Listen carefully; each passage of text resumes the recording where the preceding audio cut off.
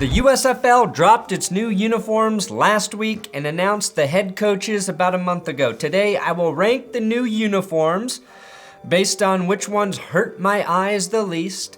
Plus, I'll reveal the head coaches and factor in their ranks of power for a very accurate overall USFL power rankings list. Each team and coach will receive a point, a 1, 2, or 3 for the coach, the name, the color, scheme / overall look, and logo. Whoever tallies the most points will be the best team in the USFL forever.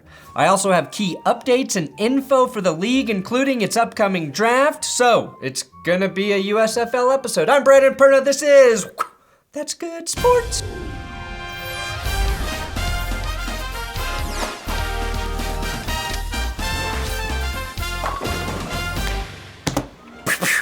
Please subscribe to this YouTube channel for continued USFL coverage. Today's episode is sponsored by Magic Spoon. Magic Spoon has become a staple in my diet, not just because it's 0 grams of sugar, 13 to 14 grams of protein, and 4 net grams of carbs, and each serving make it a much healthier alternative to sugary cereal. I've actually been dealing with stomach issues for about 5 to 6 years now, and it turns out my body hates gluten and soy. Guess what doesn't contain either of those devil ingredients? Oh yeah, Magic Spoon. When I had to alter my entire diet, I was thrilled that I could continue to use Magic Spoon as my post-workout meal. Sometimes I get so excited to eat my peanut butter Magic Spoon for my post-workout meal, I simply don't wait. You shouldn't wait either. Click the link below to get Magic Spoon today. Build your own variety box with flavors like cocoa, fruity, cookies and cream, and maple waffle, and use my code THATSGOOD for $5 off. MagicSpoon.com/that'sgood to save $5. And if you don't dig the cereal, Magic Spoon will always refund your money. But with all the flavors they have, I know you'll find one you love. All right, since my first USFL video, which you can watch there, they have named the coaches for every team, confirmed where the games will be played, which I was almost correct about, and announced when the draft will be, in addition to dropping the uniforms. So the first USFL draft will be February 22nd and February 23rd this coming week, a real 2-day event to build out the new teams. We now know the USFL draft order after the league held a lottery. The Michigan Panthers get to make the first overall pick, led by head coach Jeff Fisher. Each round, teams will have to draft a singular position or position group, and it will use a modified snake draft format, totaling 280 picks to fill the team's 35 to 38 roster spots. For the first season, the USFL will play the majority of their regular season games at the state-of-the-art 45,000-seat protective stadium, with some of the other games at the historic Legion Field. Both of those stadiums are in Birmingham, Alabama. Now, the postseason tournament will be played in the city of the Pro Football Hall of Fame, Canton, Ohio, at Tom Benson Hall of Fame Stadium, which holds about 20,000 people. That's where the USFL season concludes in mid-June, assuming, of course, it doesn't fold mid-season. And the one thing the USFL already has over the NFL is more diversity at the head coaching position. With just 8 head coaching jobs, they already have 2 black head coaches, and I'm pretty sure Jeff Fisher's mustache identifies as trans. Although I think that might just mean he can fix any transmission on any car just by looking at it.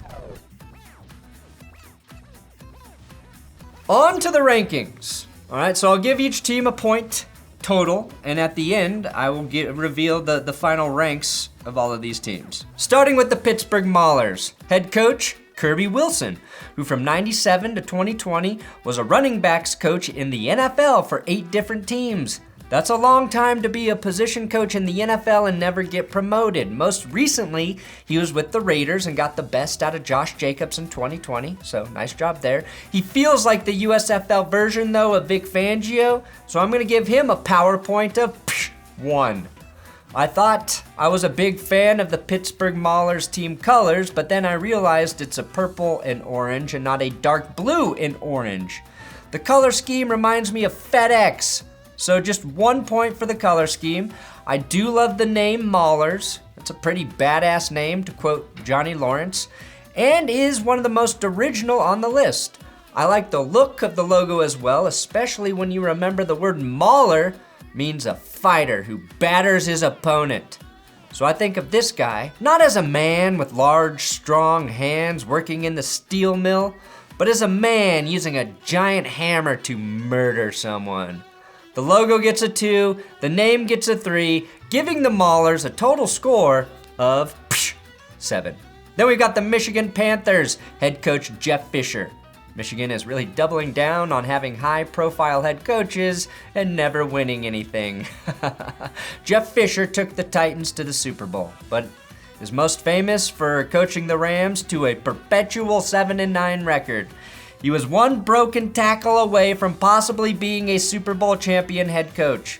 A full 3 points of power for Fisher, plus look at him in that snakeskin belt. Oh, that is some big dick energy. The Michigan Panthers. Because Michigan is a panther's native habitat. A working class animal forced out by NATO and globalization. Automatic 0 points for the name. Panthers are cool, yes, but we have the Carolina Panthers, and it's just an overused name.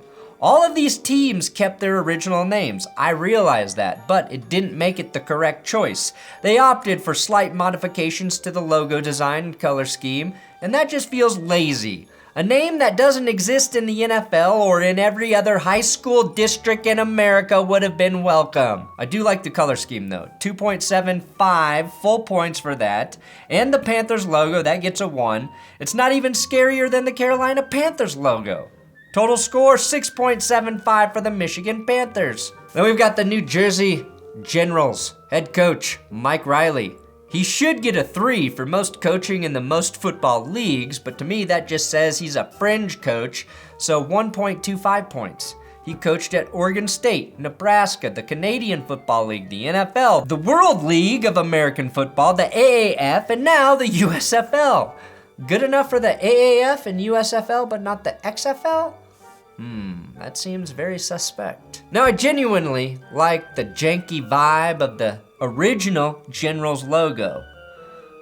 More so than I like the current redesigned logo. It's boring, but I think it looks pretty nice on the helmet, and the stars on the shoulder pads for the uniforms, a very nice touch. Hit someone hard enough and they will be seeing those stars forever in the wallows of CTE. The primary color is red, which is a strong choice, except in the USFL where red is more overused than in communism. Personally, I like the red and white combo better than the red and gold, but I think most people will disagree with that. So, I give the Generals a very general 1.75 for the logo, uniforms, and color scheme, totaling 6.5 points. But at least they have the courage to call themselves New Jersey, unlike those cowardly Jets and Giants. Then we've got the Philadelphia Stars. You are immediately docked a point for reminding me of McDonald's. -1. In fact, the overuse of the color red in the USFL is starting to make me sick. More sick than McDonald's, the Stallions, the Generals, the Bandits, and even the Panthers with the maroon all stuck with the red in their uniforms and logo. But Philly went with red and gold, but the kind of gold that is piss yellow.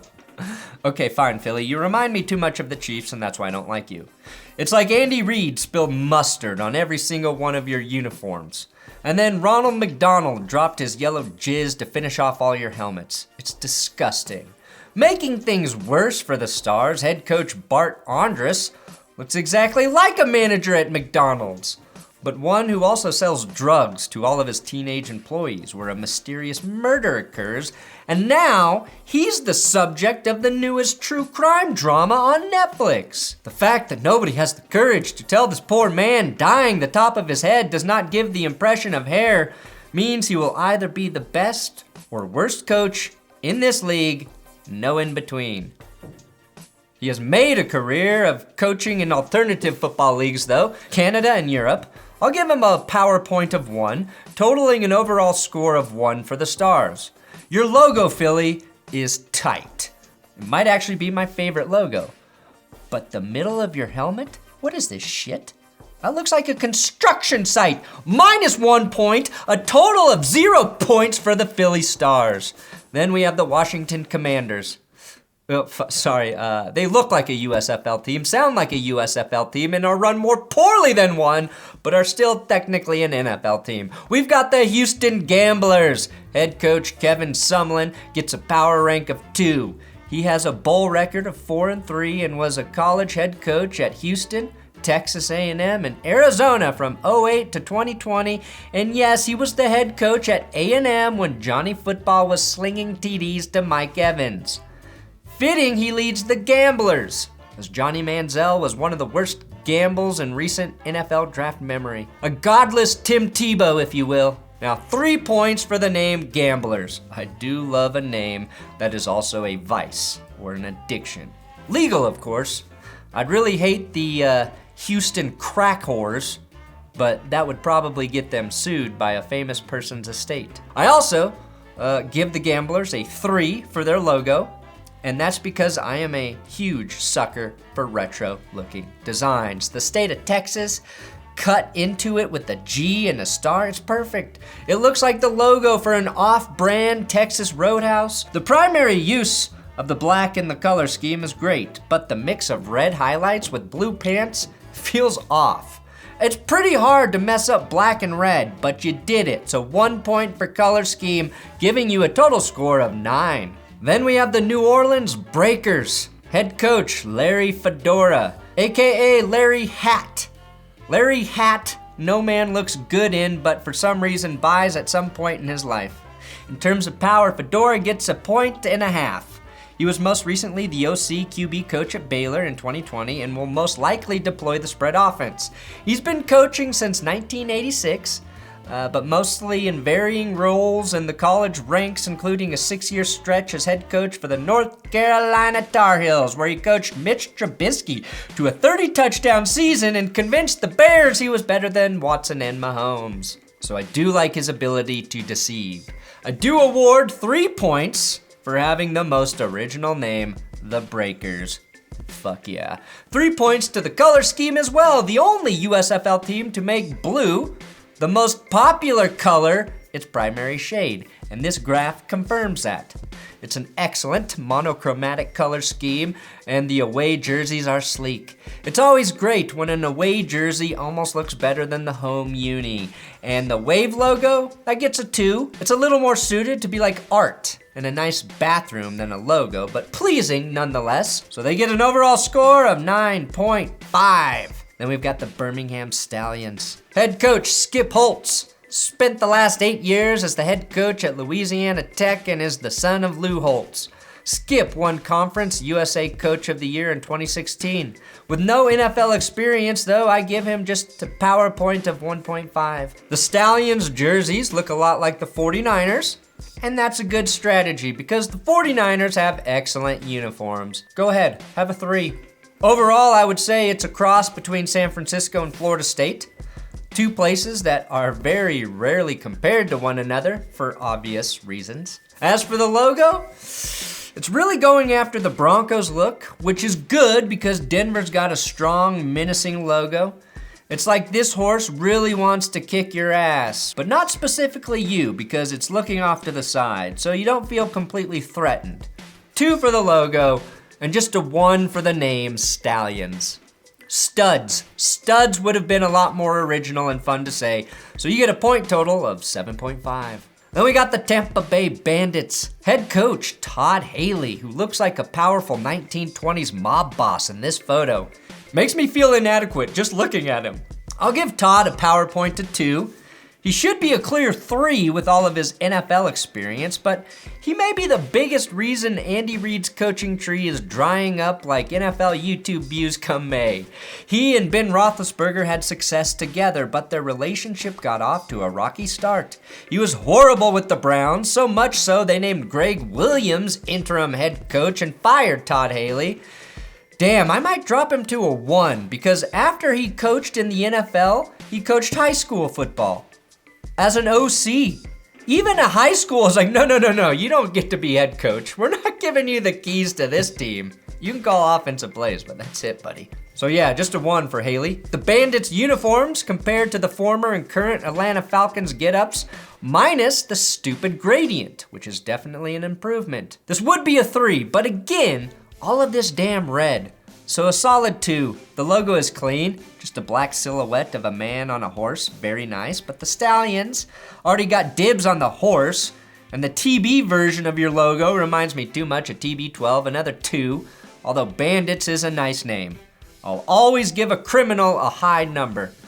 It's why the Senators, they have the highest number ever given by me at 4. So a total score here for the Bandits of 8. The final ranks of power based on my dumb observations and scoring system go like this. Number 8, we got the Philly Stars with a power score of 0. Suck it, Philly. Number 7, we got the Generals at 6.5 points. Number 6, we've got the Panthers at 6.75 points. Number 5, we've got the Maulers with 7 points. Number 4, the Stallions with 7.5 points. Number 3, the Bandits with 8 points. Number 2, the Gamblers with 9. And your number 1 power ranked team based on coaching logos and designs and uniforms and a bunch of bullshit is the number 1 Breakers with 9.5 points. Congratulations, New Orleans. You look good. I hope you feel good.